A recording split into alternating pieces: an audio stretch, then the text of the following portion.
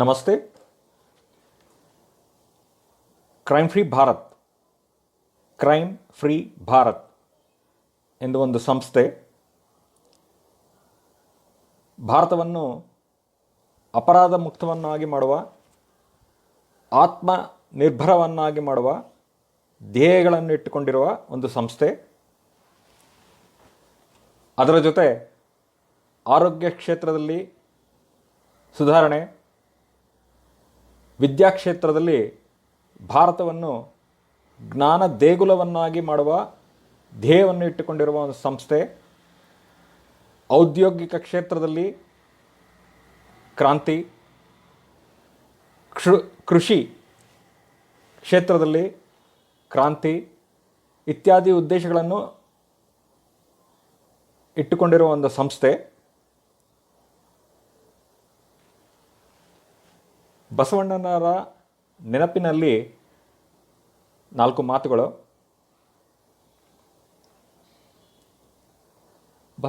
ಬಸವಣ್ಣನವರು ಯಾರು?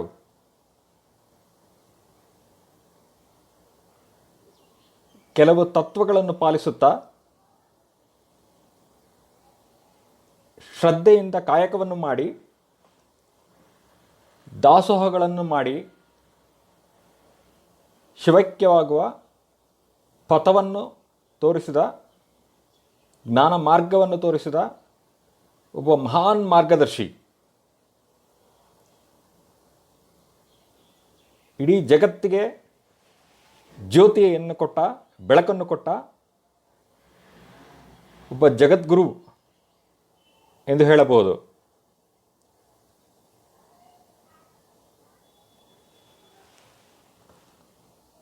ತಮ್ಮ ಆಲೋಚನೆಗಳನ್ನು, ಪಾಲಿಸಬೇಕಾದ ತತ್ವಗಳನ್ನು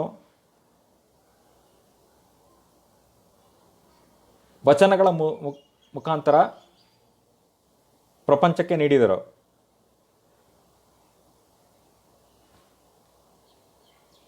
ಶತಮಾನಗಳವರೆಗೆ, ಸಹಸ್ರಾರು ವರ್ಷಗಳವರೆಗೆ ಆ ವಚನಗಳು ಎಲ್ಲರಿಗೂ ದಾರಿದೀಪವಾಗಿ ದಾರಿ ತೋರಿಸುತ್ತಾ, ಸ್ಫೂರ್ತಿಯನ್ನು ಕೊಡುತ್ತಾ ಸದಾಕಾಲವೂ ಇರುತ್ತವೆ.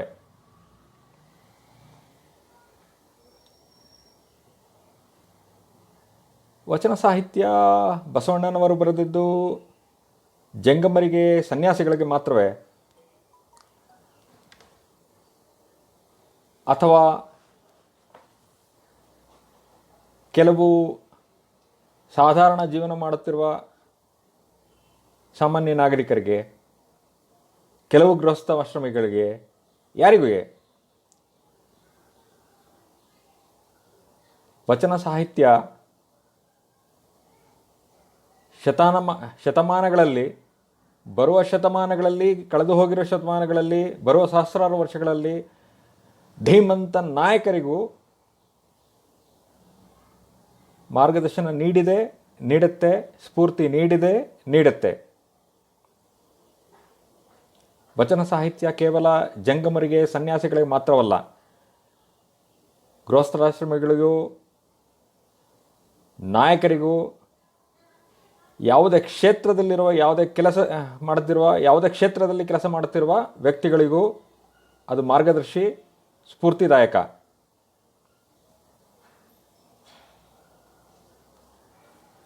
ಒಂದು ಉದಾಹರಣೆ,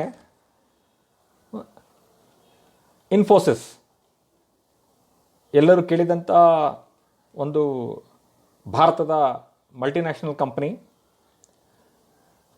ಹಲವಾರು ದಶಕಗಳ ಹಿಂದೆ ಒಂದು ಸಣ್ಣ ಪುಟ್ಟ ಕಂಪನಿಯಾಗಿ ಶುರುವಾದ 6 ಜನ ಫೌಂಡರ್ಸ್ ಸೇರಿ ಸ್ಥಾಪನೆ ಮಾಡಿದ ಒಂದು ಸಂಸ್ಥೆ. ಈಗ ಹಲವಾರು ರಾಷ್ಟ್ರಗಳಲ್ಲಿ ತನ್ನ ಬ್ರ್ಯಾಂಚ್ಗಳನ್ನು, ಶಾಖೆಗಳನ್ನು ಹೊಂದಿ ಕೆಲಸ ಮಾಡುತ್ತಿರುವ ಒಂದು ಮಲ್ಟಿನ್ಯಾಷನಲ್ ಕಂಪನಿ. ಅದರಲ್ಲಿ ಒಬ್ಬ ಸ್ಥಾಪಕ ನಾರಾಯಣ್ ಮೂರ್ತಿಯವರ ಸಾಧನೆ ಎಲ್ಲರಿಗೂ ತಿಳಿದಿದ್ದೆ. ಇನ್ಫೋಸಿಸ್ ಸಾಧನೆ ಎಲ್ಲರಿಗೂ ತಿಳಿಸಿದ್ದೆ. ಭಾರತಕ್ಕೆ ಒಂದು ಹೆಮ್ಮೆ ತಂದ, ಇಡೀ ಭಾರತಕ್ಕೆ, ಇಡೀ ಪ್ರಪಂಚಕ್ಕೆ ಭಾರತದ ಸಾಮರ್ಥ್ಯ, ಜ್ಞಾನದ ಸಾಮರ್ಥ್ಯವನ್ನು ತಿಳಿಸಿದ ಒಂದು ಸಂಸ್ಥೆ, ಒಂದು ಕಂಪನಿ. ಅದರಲ್ಲಿ ಒಬ್ಬ ಸ್ಥಾಪಕ ನಾರಾಯಣ್ ಮೂರ್ತಿ. ಅವರಿಗೆ ಸ್ಫೂರ್ತಿ ಯಾರು? ಯಾವ ಸಂಶಯವೂ ಇಲ್ಲದೆ ಒಂದು ಹೆಸರನ್ನು ಹೇಳಬಹುದು. ಆ ಹೆಸರು ಯಾರದು? ಆ ಹೆಸರು ಏನು? ಆ ಹೆಸರೇ ಸುಧಾಮೂರ್ತಿ. ಅದರಲ್ಲಿ ಯಾರಿಗೇ ಆದರೂ ಒಂದು ಎಳ್ಳಿನ ಕಾಳಿನಷ್ಟು ಸಂಶಯವೂ ಇಲ್ಲ, ಇರುವುದೂ ಇಲ್ಲ. ನಾರಾಯಣ್ ಮೂರ್ತಿಯವರ ಇನ್ಸ್ಪಿರೇಷನ್, ಸ್ಫೂರ್ತಿ ಎಂದು ಹೇಳುವುದಾದರೆ ಸುಧಾಮೂರ್ತಿ. ಮತ್ತು ಸುಧಾಮೂರ್ತಿಯವರು ಕರ್ನಾಟಕದ ಜನತೆಗೆ ಹಲವಾರು ಜಿಲ್ಲೆಗಳಲ್ಲಿ, ಹಲವಾರು ಕಡೆಗಳಲ್ಲಿ, ಹಲವಾರು ಸಂಸ್ಥೆಗಳಲ್ಲಿ ಅವರ ಭಾಷಣಗಳನ್ನು ಕೇಳಿದ್ದು ಅಥವಾ ಅವರ ಮಾತುಗಳನ್ನು ಆಲಿಸಿದ್ದು, ಅವರ ತತ್ವಗಳನ್ನು ಓದಿದ್ದು ಎಲ್ಲ ಇದ್ದೇ ಇರುತ್ತೆ. ಸುಧಾಮೂರ್ತಿಯವರಿಗೆ ಸ್ಫೂರ್ತಿ ಯಾರು? ವಚನ ಸಾಹಿತ್ಯ. ಅವರೇ ಹೇಳುವಂತೆ ವಚನ ಸಾಹಿತ್ಯ. ವಚನ ಸಾಹಿತ್ಯ ಬರೆದವರು ಯಾರು? ಬಸವಣ್ಣನವರು. ಬಸವಣ್ಣನವರು ನಂತರ ಹಲವಾರು ಜಂಗಮರು, ಹಲವಾರು ಜಿಜ್ಞಾಸುಗಳು, ಹಲವಾರು ಚಿಂತಕರು. ಇವತ್ತು ಬ್ರಿಟನ್ ಸಾಮ್ರಾಜ್ಯದ ಪ್ರಧಾನಿ ಋಷಿ ಶಣಕ್, ಹೆಮ್ಮೆಯಿಂದ ಹೇಳಿಕೊಳ್ಳಬಹುದಾದರೆ ಭಾರತೀಯ ಮೂಲದವರು. 1, 2, ಅವರು ಸುಧಾಮೂರ್ತಿಯವರ, ನಾರಾಯಣ್ ಮೂರ್ತಿಯವರ ಅಳಿಯ ಕೂಡ. ಪ್ರತ್ಯಕ್ಷವಾಗಿ ಪರೋಕ್ಷವಾಗಿ ಋಷಿ ಶಣಕ್ ಅವರಿಗೂ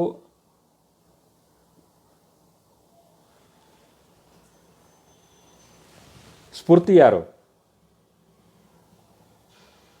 ಸುಧಾಮೂರ್ತಿಯವರು, ನಾರಾಯಣ್ ಮೂರ್ತಿಯವರು. ಸುಧಾಮೂರ್ತಿಯವರಿಗೆ ಸ್ಫೂರ್ತಿ ಯಾರು? ವಚನ ಸಾಹಿತ್ಯ, ಭಗವದ್ಗೀತೆ. ವಚನ ಸಾಹಿತ್ಯವನ್ನು ರಚಿಸುವವರು ಯಾರು? ಬಸವಣ್ಣನವರು.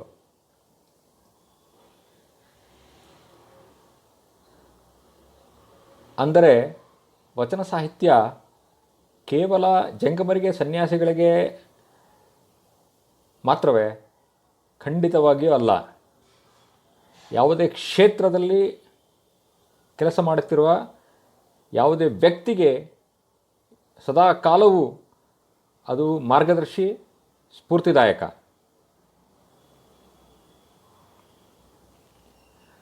ಪ್ರಪಂಚದ ಯಾವುದೇ ರಾಷ್ಟ್ರದ ಜಿಜ್ಞಾಸುಗಳಾಗಲಿ, ಹಲವಾರು ಶತಮಾನಗಳು ಅಥವಾ ಹಲವಾರು ಸಹಸ್ರಾರು ವರ್ಷಗಳ ಇತಿಹಾಸವನ್ನು ನಾವು ಅವಲೋಕನ ಮಾಡಿದಾಗಲಾಗಲಿ ಕಾಮನ್ ಪಾಯಿಂಟ್ಸ್ ತಿಳಿದು ಬರುತ್ತೆ. ಅದು ಒಂದು ಆತ್ಮನಿರ್ಭರತೆ. ಬಸವಣ್ಣನವರು ಕಾಯಕವೇ ಕೈಲಾಸ ಎಂದು ಹೇಳಿದರು. ಕಾಯಕವನ್ನು ತಮ್ಮ ಜೀವನ ಮಾರ್ಗಕ್ಕಾಗಿ ಯಾವುದೇ ಕಾಯಕವನ್ನು ಶ್ರದ್ಧೆಯಿಂದ ಮಾಡಬೇಕು. ಸ್ವಾವಲಂಬನೆ ಇಡೀ ವಚನ ಸಾಹಿತ್ಯದ ಸಾರಾಂಶ. ಕಾಯಕವೇ ಕೈಲಾಸ, ಸ್ವಾವಲಂಬನೆ, ಸೆಲ್ಫ್ ರಿಲಯನ್ಸ್. ರಷ್ಯಾದ ಲೆನಿನ್ ಹೇಳಿದ್ದು ಅದೇ, ಅಮೇರಿಕಾದ ಅಬ್ರಹಾಂ ಲಿಂಕನ್ ಹೇಳಿದ್ದು ಅದೇ, ಮೋಹನ್ ದಾಸ್ ಲಿಯೋ ಟಾಲ್ಸ್ಟಾಯ್ ಹೇಳಿದ್ದು ಅದೇ, MKG ಮೋಹನ್ ದಾಸ್ ಕರಮ್ಚಂದ್ ಗಾಂಧಿಯವರು ಹೇಳಿದ್ದು ಅದೇ, ಮಾವತ್ ಸೆ ತಂಗ್ ಹೇಳಿದ್ದು ಅದೇ, ದಿಸ್ರೇಲಿ ಹೇಳಿದ್ದು ಅದೇ, ಬೆಂಜಮಿನ್ ಫ್ರಾಂಕ್ಲಿನ್ ಹೇಳಿದ್ದು ಅದೇ,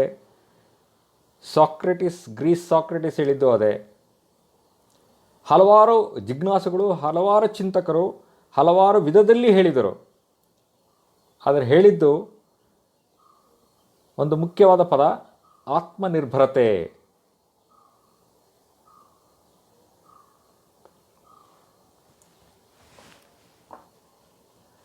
ಬಸವಣ್ಣನವರ ವಚನಗಳನ್ನು 3 ವಿಧದಲ್ಲಿ ವಿಂಗಡಿಸಬಹುದು. ಅಂದರೆ 3 ಮುಖ್ಯ ಸಾರಾಂಶಗಳು. ಸುಮಾರು 1600 ವಚನಗಳು ಎಂದು ಹೇಳುತ್ತಾರೆ.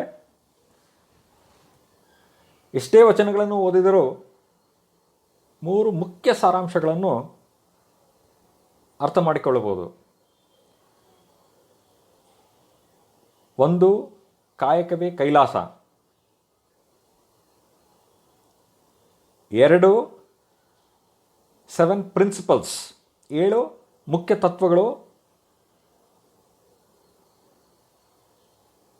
7 ಗೈಡಿಂಗ್ ಪ್ರಿನ್ಸಿಪಲ್ಸ್, 7 ಗಾಸ್ಪೆಲ್ಸ್, 7 ಮುಖ್ಯ ಮಾರ್ಗದರ್ಶಿ ತತ್ವಗಳು. ನಂತರ ದಾಸೋಹ, ಹಲವಾರು ದಾಸೋಹ ಇರ್ಬೋದು, ತ್ರಿವಿಧ ದಾಸೋಹ. ಸೊ ಇಡೀ ವಚನ ಸಾಹಿತ್ಯದ ಸಾರಾಂಶ 3 ಮುಖ್ಯ ಭಾಗಗಳಾಗಿ ವಿಂಗಡಿಸಿದರೆ, ಮೊದಲು ಹೇಳಿದ್ದು ಕಾಯಕವೇ ಕೈಲಾಸ, 7 ಮಾರ್ಗದರ್ಶಿ ತತ್ವಗಳು, ದಾಸೋಹ.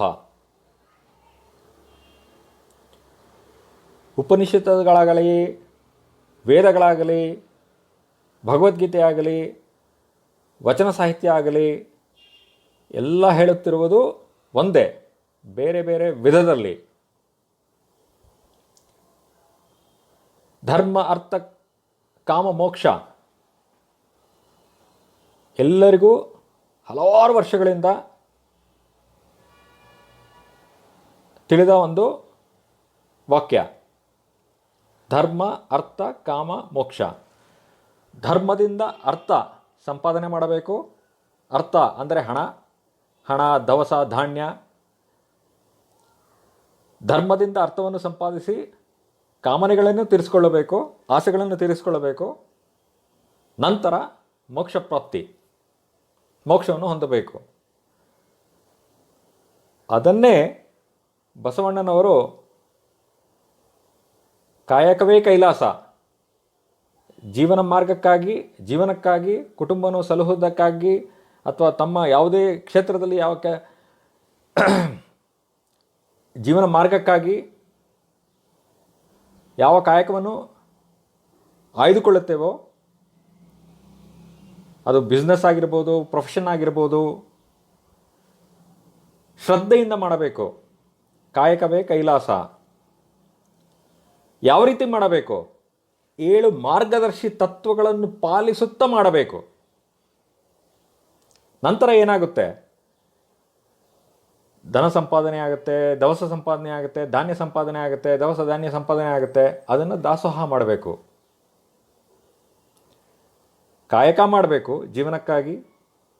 ಹೇಗೆ ಮಾಡಬೇಕು? ಮಾಡಿದ ನಂತರ ಏನಾಗುತ್ತೆ? ಅದನ್ನು ದಾಸೋಹ ಮಾಡಬೇಕು. ಅದು ಸಂಪೂರ್ಣ ವಚನ ಸಾಹಿತ್ಯದ ಸಾರಾಂಶ.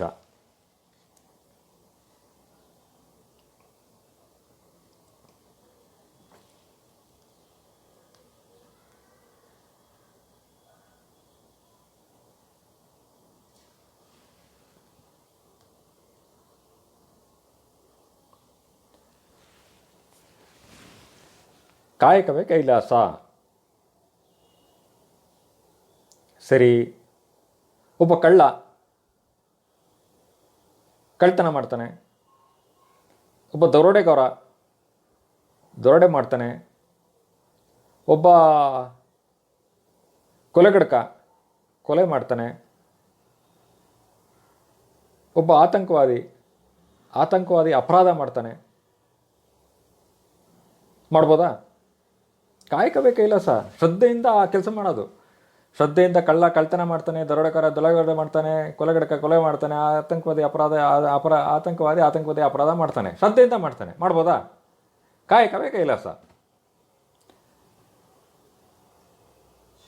Doing things rightly is not enough. Doing right things is what is important.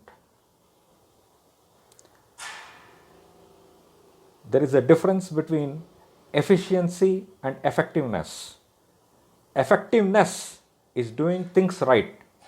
Efficiency is doing right things.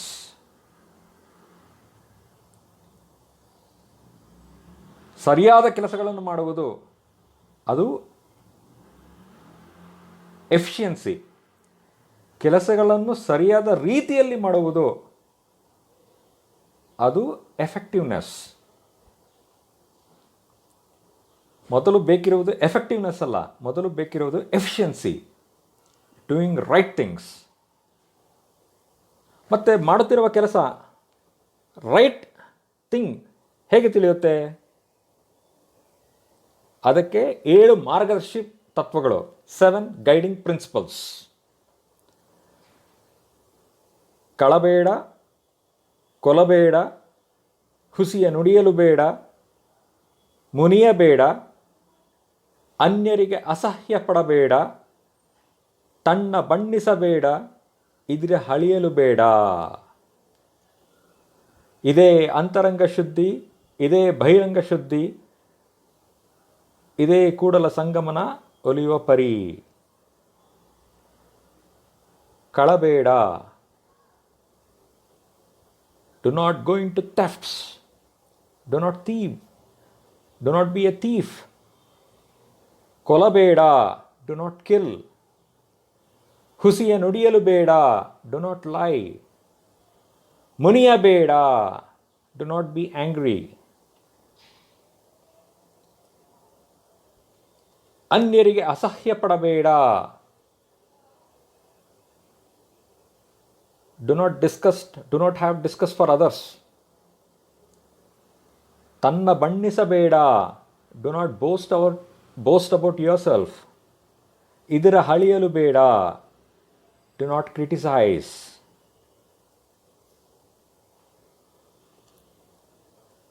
ಮಾಡುತ್ತಿರುವ ಕೆಲಸ ಸರಿಯೇ? ಯಾವ ಕೆಲಸವನ್ನು ಮಾಡಬೇಕು? Doing the right things is most important than doing the things rightly. Efficiency is most important than effectiveness. ಅಂದರೆ ಯಾವ ಕೆಲಸ ಮಾಡಬೇಕು? ಕಾಯಕ ಶ್ರದ್ಧೆಯಿಂದ ಮಾಡಬೇಕು, ಓಕೆ. ಅದನ್ನು ಹೇಗೆ ಮಾಡಬೇಕು? 7 ಮಾರ್ಗದರ್ಶಿ ತತ್ವಗಳನ್ನು, 7 ಗೈಡಿಂಗ್ ಪ್ರಿನ್ಸಿಪಲ್ಸನ್ನು ಪಾಲಿಸುತ್ತಾ, ಫಾಲೋಯಿಂಗ್ ದೆಮ್, ಕಾರ್ಯ ಮಾಡಬೇಕು. ಸರಿ, ಶ್ರದ್ಧೆಯಿಂದ ಜೀವನ ಮಾರ್ಗಕ್ಕಾಗಿ ಯಾವುದೋ ಒಂದು ಕಾಯಕ ಮಾಡಿದ್ವಿ, 7 ಮಾರ್ಗದರ್ಶಿ ತತ್ವಗಳನ್ನು ಪಾಲಿಸುತ್ತಲೇ ಮಾಡಿದ್ವಿ. ನೆಕ್ಸ್ಟ್ ಅದರಿಂದ ಏನಾಗುತ್ತೆ? ಅದನ್ನೇ ಹಿಂದಿನ ಕಾಲದಲ್ಲಿ ಧರ್ಮ ಅಂತ ಹೇಳಿದ್ದು. ಧರ್ಮದಿಂದ ಅರ್ಥ, you will get money, you will get name, you will get fame, you will get material pleasures, you will get grains, everything. 7 ಮಾರ್ಗದರ್ಶಿ ತತ್ವಗಳನ್ನು ಪಾಲಿಸುತ್ತಾ ಕಾಯಕವನ್ನು ಮಾಡಿದ ನಂತರ ಸಿಗುವುದೇನು? ಇಂದಲ್ಲ ನಾಳೆ ಸಿಗುತ್ತೆ. ಏನು? ಧನ, ದವಸ, ಧಾನ್ಯ ಎಲ್ಲವೂ. ಸರಿ, ನಂತರ ಏನು? Sharing is caring. ಚಿಕ್ಕ ಮಕ್ಕಳಿಗೂ ಎಷ್ಟೋ ತಂದೆ ತಾಯಿಗಳು, ಎಷ್ಟೋ ಪ್ರಾಧ್ಯಾಪಕರು ಬೋಧನೆ ಮಾಡುತ್ತಾರೆ, sharing is caring.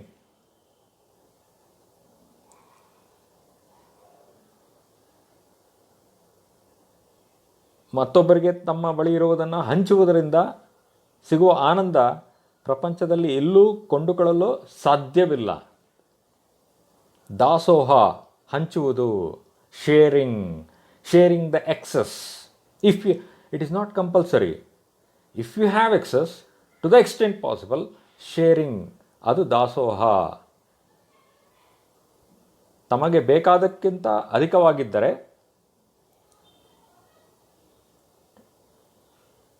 To the ನೀಡಿ, ಅವಶ್ಯಕತೆ ಇರುವವರಿಗೆ, ಟು ದ ಎಕ್ಸ್ಟೆಂಟ್ ಪಾಸಿಬಲ್, ಸಾಧ್ಯವಾಗುವ ಮಟ್ಟಿಗೆ ಶೇರ್, ಹಂಚುವುದು, ಅದು ದಾಸೋಹ. ಅದರಲ್ಲಿ 3 ವಿಧ, ಹಲವಾರು ವಿಧ, ಅದರಲ್ಲಿ 3 ಮುಖ್ಯ ವಿಧ. ತ್ರಿವಿಧ ದಾಸೋಹ: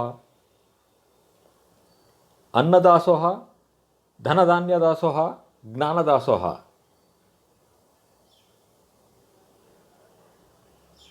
You can distribute food, you can distribute grains, money, you can distribute knowledge, you can share your knowledge. ಎಲ್ಲದಕ್ಕಿಂತ ಹೆಚ್ಚಿನ ದಾಸೋಹ ಯಾವುದು?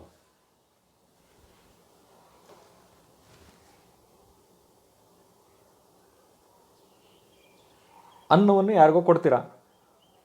ಒಬ್ಬ ವ್ಯಕ್ತಿ ಹಸಿದಿದ್ದಾನೆ, ಹಸಿವಾಗಿದೆ, ಅನ್ನವನ್ನು ನೀವು ನೀಡ್ತೀರಾ, ಊಟ ಮಾಡ್ತಾನೆ, ಅವನ ಹೊಟ್ಟೆ ತುಂಬುತ್ತೆ, ಸಾಕು ಅಂತಾನೆ. ಮತ್ತೆ ಅವನಿಗೆ ಹಸವಾಗುತ್ತಾ? ಮತ್ತೆ ನಿಮ್ಮ ಬಳಿ ಬರ್ತಾನೆ, ಮತ್ತೆ ನೀವು ಅನ್ನ ಹಾಕ್ತೀರಾ, ಮತ್ತೆ ಊಟ ಹಾಕ್ತೀರಾ, ಮತ್ತೆ ಅವನಿಗೆ ಹಸು ತುಂಬುತ್ತೆ, ಮತ್ತೆ ಅವನು ನಿಮ್ಮ ಹತ್ರ ಬರ್ತಾನೆ. ಹಸುವಾದಾಗಲೆಲ್ಲ ನಿಮ್ಮ ಹತ್ರ ಬರ್ತಾನೆ. ಧನ ಧಾನ್ಯ ದಾಸೋಹ. ಒಬ್ಬ ವ್ಯಕ್ತಿಗೆ ಹಣ ಬೇಕು, ಕೊಡ್ತೀರಾ, ಧಾನ್ಯ ಬೇಕು, ಕೊಡ್ತೀರಾ. ಅದು ಶಾಶ್ವತವಾಗಿರುತ್ತಾ? ಖಾಲಿ ಆಗತ್ತೆ, ಮತ್ತೆ ನಿಮ್ಮ ಹತ್ರ ಬರ್ತಾನೆ. ಬರ್ತಾನಾ? ಖಂಡಿತ ಬರ್ತಾನೆ. ಮತ್ತೆ ಕೊಡ್ತೀರಾ, ಅದು ಮತ್ತೆ ಖಾಲಿ ಆಗುತ್ತೆ, ಮತ್ತೆ ಬರ್ತಾನೆ. ಧನಧಾನ್ಯ ದಾಸೋಹ.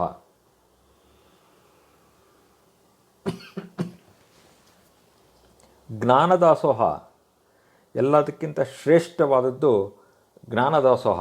ಯಾಕೆ? ನಿಮ್ಮ ಬಳಿ ಇರುವ ಒಂದು ಜ್ಞಾನವನ್ನು ಬೇರೆಯವರಿಗೆ ಹಂಚಿದಾಗ ಆ ಜ್ಞಾನದಿಂದಾಗಿ ಅವನು ತನ್ನ ಜೀವನ ಮಾರ್ಗವನ್ನು ಹುಡುಕಿಕೊಳ್ಳುತ್ತಾನೆ. ಆ ಜೀವನ ಮಾರ್ಗದಿಂದ ಹಣನೂ ಸಂಪಾದನೆ ಮಾಡ್ತಾನೆ, ದವಸ ಧಾನ್ಯನೂ ಸಂಪಾದನೆ ಮಾಡ್ತಾನೆ, ತಾನೂ ಊಟ ಮಾಡ್ತಾನೆ, ಬೇರೆಯವ್ರಿಗೂ ಊಟಕ್ಕೆ ಹಾಕ್ತಾನೆ, ಬೇರೆಯವ್ರನ್ನ 4-6 ಜನನ 10 ಜನನ ಸಾಕಿ ಸಲಹೋ ಸಾಮರ್ಥ್ಯ ಅವನಲ್ಲಿ ಬರುತ್ತೆ.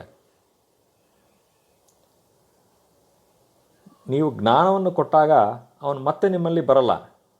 ಯಾಕೆಂದರೆ 4-6 ಜನಕ್ಕಲ್ಲ, 10 ಜನಕ್ಕೆ ಅವನು ಸಾಕಿ ಸಲಹೋ ಯೋಗ್ಯತೆ ಅವನಲ್ಲಿ ಬರುತ್ತೆ. ಅನ್ನದಾಸೋಹ, ಧನಧಾನ್ಯ ದಾಸೋಹ, ಜ್ಞಾನದಾಸೋಹ ಎಲ್ಲದಕ್ಕಿಂತ ಶ್ರೇಷ್ಠವಾದದ್ದು ಜ್ಞಾನದಾಸೋಹ. For example floods. ಎಲ್ಲೋ ಫ್ಲಡ್ಸ್ ಬಂದಿದೆ, ಕೋವಿಡ್ ಸಿಚುಯೇಷನ್, ಎಷ್ಟೋ ಜನ ಕೆಲಸಗಳು ಕರ್ಕೊಂಡ್ರು. ಅಂಥ ಪರಿಸ್ಥಿತಿಯಲ್ಲಿ ಫ್ಲಡ್ಸ್ ಎಲ್ಲ ಕೊಚ್ಚಿ ಹೋಯಿತು. ಭಾರತದಾದ್ಯಂತ ಕೇಳ್ತಾನೆ ಇರ್ತೀವಿ, ಭಾರತದಾದ್ಯಂತ ಅಲ್ಲ, ಪ್ರಪಂಚದಾದ್ಯಂತ ನ್ಯಾಷನಲ್ ಕ್ಯಾಲಾಮಿಟೀಸ್. ಆ ಸಮಯದಲ್ಲಿ ಅವನಿಗೆ ಬೇಕಿರೋದು ಅನ್ನ, ಜ್ಞಾನ ಅಲ್ಲ.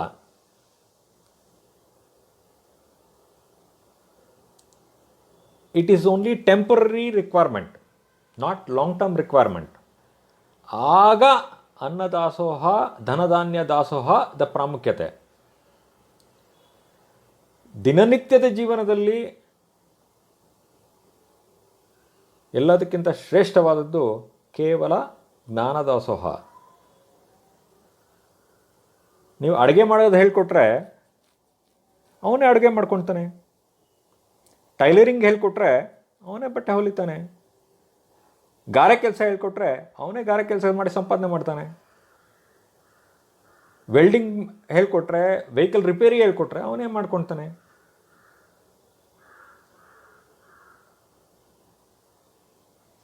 ಕೃಷಿ ಯಾವ ಥರ ಮಾಡಬೇಕು ಅಂತ ಹೇಳಿಕೊಟ್ರೆ ಇನ್ ಎ ಬೆಟರ್ ವೇ, ಇನ್ನೂ ಹೆಚ್ಚಿನ ಸರಿಯಾದ ರೀತಿಯಲ್ಲಿ ಇನ್ನೂ ಹೆಚ್ಚಿನ ಸಂಪಾದನೆ ಮಾಡ್ತಾನೆ. ಇಳುವರಿ ಇನ್ನೂ ಚೆನ್ನಾಗಾಗುತ್ತೆ. ಅನ್ನದಾಸೋಹ, ಧನಧಾನ್ಯ ದಾಸೋಹ ಯಾವಾಗ ಪ್ರಾಮುಖ್ಯತೆ ಹೊಂದುತ್ತೆ? ದಿನನಿತ್ಯ ಜೀವನದಲ್ಲಿ ಯಾವುದು ಎಲ್ಲದಕ್ಕಿಂತ ಶ್ರೇಷ್ಠ ಅದೆಲ್ಲವನ್ನು ತಿಳಿಸಿದರು ಬಸವಣ್ಣನವರು. ಜ್ಞಾನದಾಸೋಹ ಬಸವಣ್ಣನವರಾಗಲಿ, ಸಿದ್ಧಗಂಗಾ ಮಠದ ಶ್ರೀ ಶ್ರೀ ಶ್ರೀ ಶಿವಕುಮಾರ ಸ್ವಾಮಿಗಳಾಗಲಿ, ಇನ್ನೂ ಲೆಕ್ಕವಿಲ್ಲದಷ್ಟು ಹಲವಾರು ಜಂಗಮರು, ಜಿಜ್ಞಾಸುಗಳು, ಚಿಂತಕರು ತಿಳಿಸಿದ್ದು, ಹಲವಾರು ರೀತಿಯಲ್ಲಿ ತಿಳಿಸಿದ್ದು ಅದನ್ನೇ.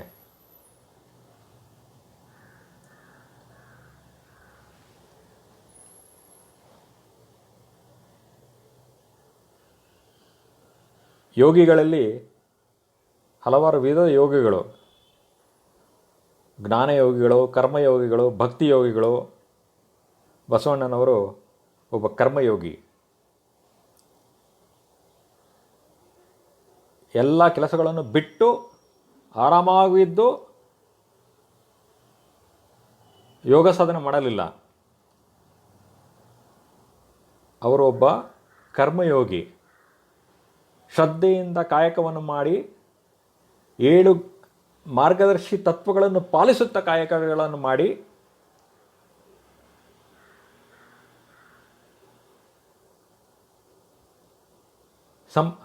ಅವಶ್ಯಕತೆಗಿಂತ ಹೆಚ್ಚಿನದನ್ನು ದಾಸೋಹ ಮಾಡಿ ಮೋಕ್ಷವನ್ನು ಪ್ರಾಪ್ತಿ ಮಾಡಿಕೊಳ್ಳಿ, ಇದನ್ನು ತಿಳಿಸಿದ ಮಹಾನ್ ಮಾರ್ಗದರ್ಶಿ. ಸಹಸ್ರಾರು ವರ್ಷಗಳವರೆಗೆ ಅವರು ಕೊಟ್ಟ ವಚನಗಳು ಸಹಸ್ರಾರು ಲಕ್ಷಾಂತರ ಕೋಟ್ಯಾಂತರ ಜನಕ್ಕೆ ಮಾರ್ಗದರ್ಶಿ, ಸ್ಫೂರ್ತಿದಾಯಕ.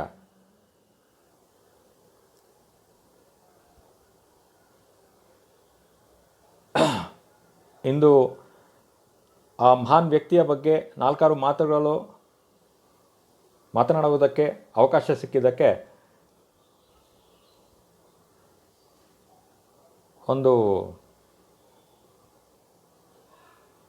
ಧನ್ಯವಾದ. ನಮ್ಮ ಕ್ರೈಮ್ ಫ್ರೀ ಭಾರತ್ ಸಂಸ್ಥೆಯ ಉದ್ದೇಶ ಆತ್ಮನಿರ್ಭರತೆ. ಹಲವಾರು ಉದ್ದೇಶಗಳು, ಅದರಲ್ಲಿ ಒಂದು ಮುಖ್ಯವಾದ ಉದ್ದೇಶ ಆತ್ಮನಿರ್ಭರತೆ. ಆತ್ಮನಿರ್ಭರತೆ ಇದ್ದರೆ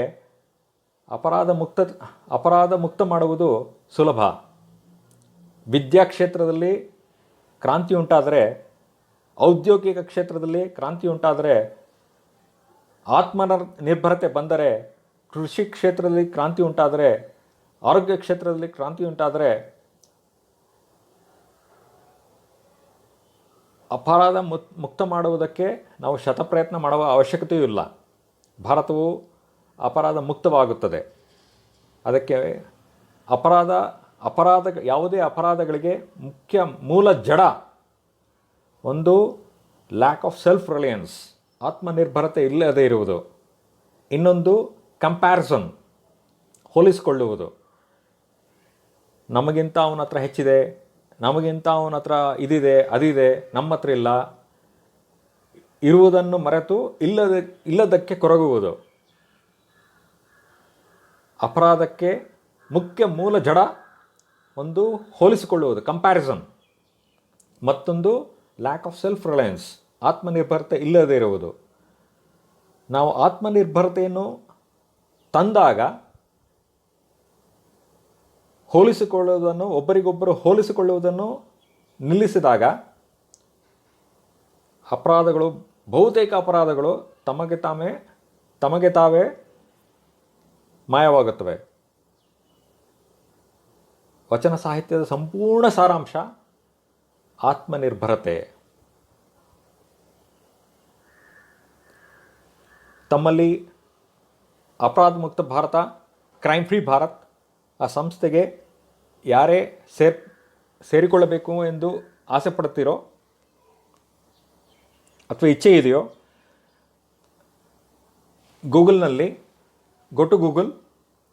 ಗೂಗಲ್ನಲ್ಲಿ search for crime free Bharat. Crime free Bharat ಅಂತೂ ಕ್ರೈಮ್ ಫ್ರೀ ಭಾರತ್ ವೆಬ್ಸೈಟ್ ಎಂದು ಸರ್ಚ್ ಮಾಡಿ. ಆ ಸರ್ಚ್ ರಿಸಲ್ಟ್ಸ್ನಲ್ಲಿ click on crime free Bharat website. Crime free Bharat website ಎಂದು ಒಂದು ಸರ್ಚ್ ರಿಸಲ್ಟ್ ಬರುತ್ತೆ.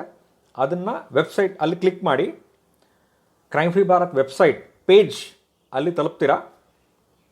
ಅದರಲ್ಲಿ join crime free Bharat mission ಅಂತ ಒಂದು ಟ್ಯಾಬ್ ಇದೆ, ಲಿಂಕ್ ಇದೆ. ಅದನ್ನು ಕ್ಲಿಕ್ ಮಾಡಿ.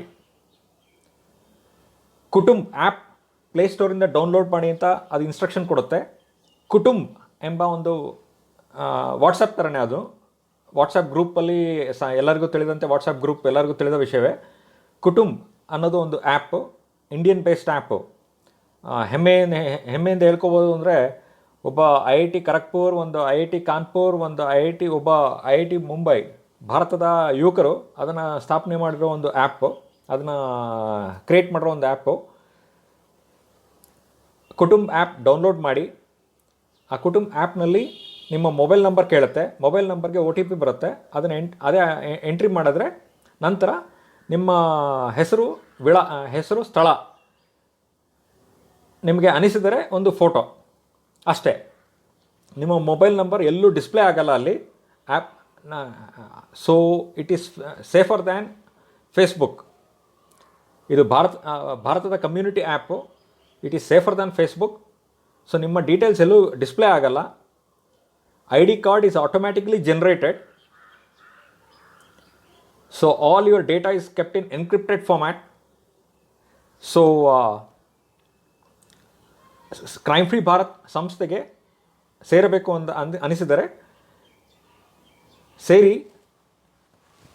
ನಿಮ್ಮಲ್ಲಿ ಇವಾಗ ಸಾಮಾನ್ಯವಾಗಿ 4 ಜನ ರಸ್ತೆಯಲ್ಲಿ ನಿಂತ್ಕೊಂಡು ಅಥವಾ 16 ಜನ ರಸ್ತೆಯಲ್ಲಿ ನಿಂತ್ಕೊಂಡು ಯಾವುದೋ ಸರ್ಕಲಲ್ಲಿ ನಿಂತ್ಕೊಂಡು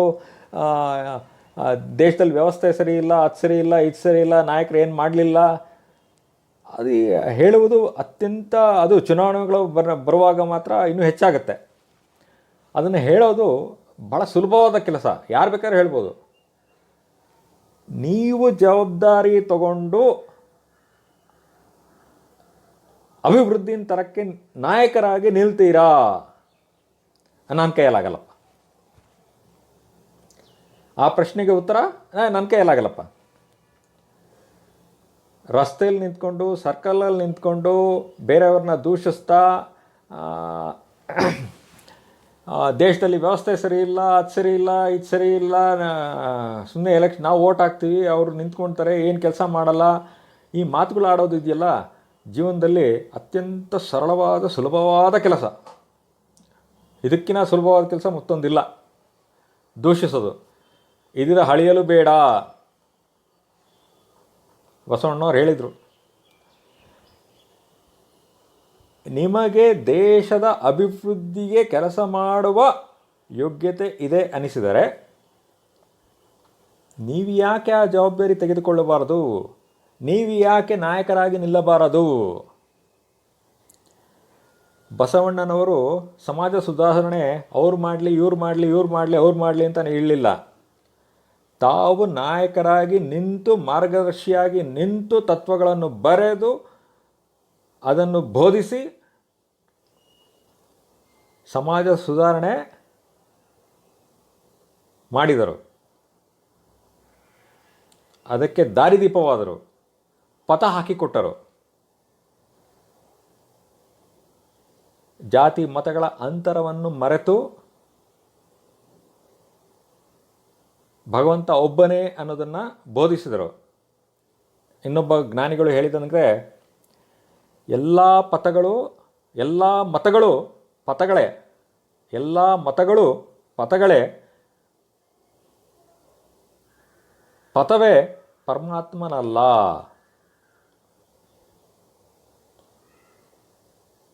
ಅಂದರೆ ಯಾವುದೇ ಮತವಾಗಲಿ ಅದು ಕೇವಲ ಪಥ, ನದಿಗಳ ಇದ್ದಂತೆ. ಎಲ್ಲ ನದಿಗಳು ಕೊನೆಗೆ ಸೇರುವುದು ಸಮುದ್ರಕ್ಕೆ. ಸಮುದ್ರಕ್ಕೆ ಸೇರಿದ ನಂತರ ಅದರ ನಾಮ, ರೂಪ, ವೇಷ, ರೀತಿ ಎಲ್ಲವೂ ಬೆರೆತು ಹೋಗುತ್ತೆ. ಉಳಿಯುವುದು ಒಂದೇ, ಅದು ಸಮುದ್ರ. ಉಳಿಯುವುದು ಒಂದೇ, ಅದು ಭಗವಂತ.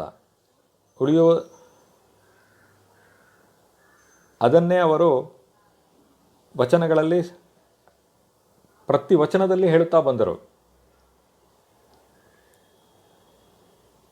ಸಮಾಜ ಸುಧಾರಣೆ ಅವರಿಂದಾಗಲಿ, ಇವರಿಂದಾಗಲಿ ಅಂತ ಹೇಳಲಿಲ್ಲ. ತಾವು ಆ ಜವಾಬ್ದಾರಿನ ತೆಗೆದುಕೊಂಡು ನಾಯಕರಾಗಿ ನಿಂತು ಮಾರ್ಗದರ್ಶಿಯಾಗಿ ಪಥವನ್ನು ಹಾಕಿಕೊಟ್ಟರು.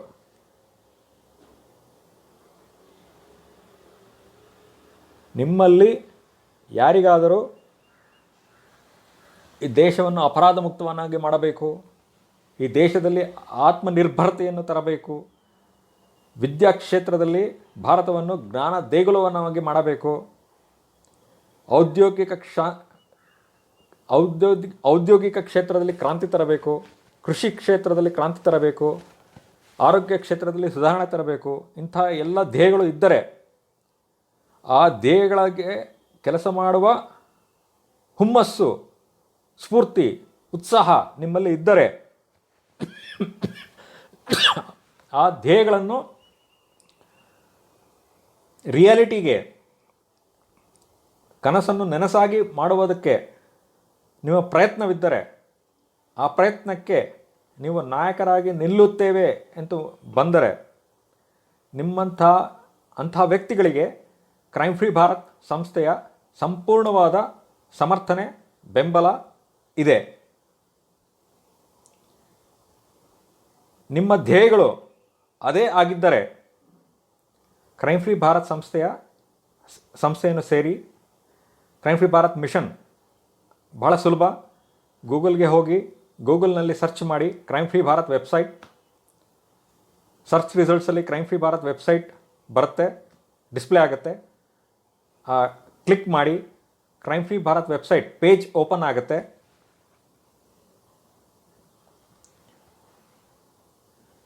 ನಂತರ ಅದರಲ್ಲಿ join crime free Bharat mission ಅಂತ ಒಂದು ಟ್ಯಾಬ್, ಅದನ್ನು ಕ್ಲಿಕ್ ಮಾಡಿ. ಕುಟುಂಬ ಆ್ಯಪ್ ಡೌನ್ಲೋಡ್ ಮಾಡೋಕ್ಕೆ ಹೇಳುತ್ತೆ.